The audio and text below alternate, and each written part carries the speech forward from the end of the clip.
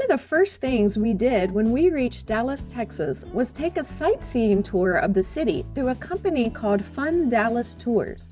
This was a 3-hour tour on an 11-passenger van. We met our tour group at 10 a.m. at the JFK Memorial. We will talk about the JFK Memorial in an upcoming video where we discuss tourist sites related to the assassination of President Kennedy. Since our tour started at the memorial site, our tour guide spent several minutes parked here telling us about the JFK Memorial and some theories about the assassination. It was interesting to hear what he had to say, but our first 15 minutes or so of our van tour was spent parked on the side of the road. Next to the memorial was a really cool-looking red building that was the old courthouse, but it's now called the Old Red Museum of Dallas History and Culture. We wanted to visit Old Red, but it was closed for renovations while we were there. The van started up and we drove to nearby Dealey Plaza. The plaza has a bronze statue of George Bannerman Dealey, who was a newspaper publisher and community leader who played an important role in revitalizing Dallas. We got out and walked around the plaza for a bit.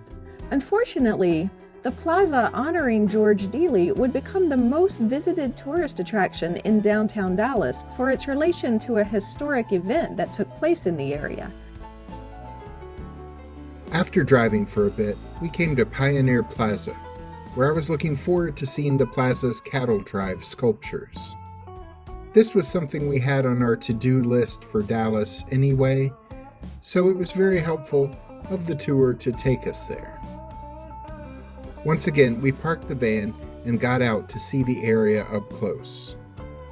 The sculptures depict 3 cowboys on horses, driving a herd of about 40 cattle through a valley and across a water feature. In addition to these bronze statues, this 4+ acre plaza next to the Dallas Convention Center is also the home of a historic pioneer cemetery.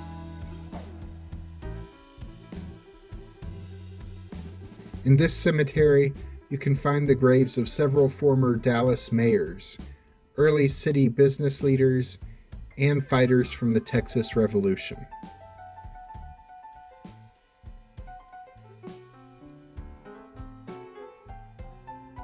The last person interred here was buried in 1921. By the way, if you're enjoying this video, please do us a favor and click the like button to let us know. We really appreciate your support. Next was a stop at the Dallas Farmers Market. Now, we were originally told we would be able to enjoy lunch here, but at this point we were running behind, so our tour guide told us we'd only have about 15 minutes to spend here, although we could bring food and drinks back on the van if we wished. We visited the Market Shops building. These indoor shops consist of close to 20 restaurants or food stores, along with 5 or 6 shops featuring a variety of goods, including clothing and gifts. There were also seating areas to sit down and enjoy some food, at least for people who didn't have to get back on the bus.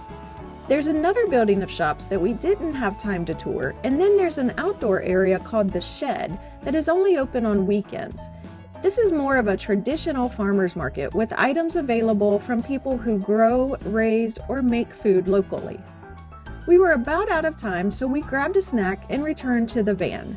We made a note to return to the farmers market later in the week if we ended up having time, but it turns out we did not.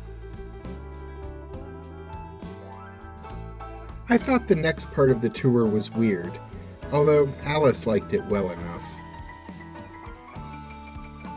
The tour guide drove us through Dallas, telling stories and pointing out landmarks along the way, and we ended up in a very ritzy section of town to see some of the mansions of Dallas. It was interesting. If you have a subscription to Architectural Digest, this might have been your favorite part of the tour. But it reminded me of one of those celebrity mansion tours you can take in LA, only without the celebrities. Well, I guess there was one celebrity. The largest home we passed was the home of Dallas Cowboys owner and general manager Jerry Jones. He appears to be doing well for himself. Anyway, these mansions were cool to see, and I do usually enjoy visiting historical mansions that are open to the public and seeing what they look like inside and touring the grounds. But I felt weird driving through these people's neighborhood and gawking at them and their belongings as we drive slowly by. I'm happy they're living their best lives and all, but I just kept thinking, is there really nothing else noteworthy to see in Dallas on this sightseeing tour, other than these people's homes? Have we already seen it all? I will say Alice and others on the van seemed to really enjoy touring the neighborhood and seeing the mansions, so maybe it's just me. Next, our tour guide took us on a tour of a section of Dallas called Deep Ellum. This area was originally called Deep Elm, as the area's main road was Elm Street, but early residents pronounced it Deep Ellum, and the name stuck. This is a historic area that started out in the late 1800s as a neighborhood known for its African American and immigrant populations. It has, over time, developed into a popular district of arts, entertainment, and nightlife venues. The area is also known for its street art, featuring large murals on many of the buildings. It's also home to other creative arts businesses such as art galleries, tattoo artists, and recording studios. That night, after the tour ended, we returned to Deep Ellum because they have a dueling piano bar called Louie Louie's. And if you've watched this channel long, you know we don't pass up a chance to go to a dueling piano bar. It was a weeknight, and as the show started, Jack and I made up 2/3 of the 3-person crowd. It was still fun. The low crowd meant that they played whatever songs we requested, since there was no crowd of people around making requests.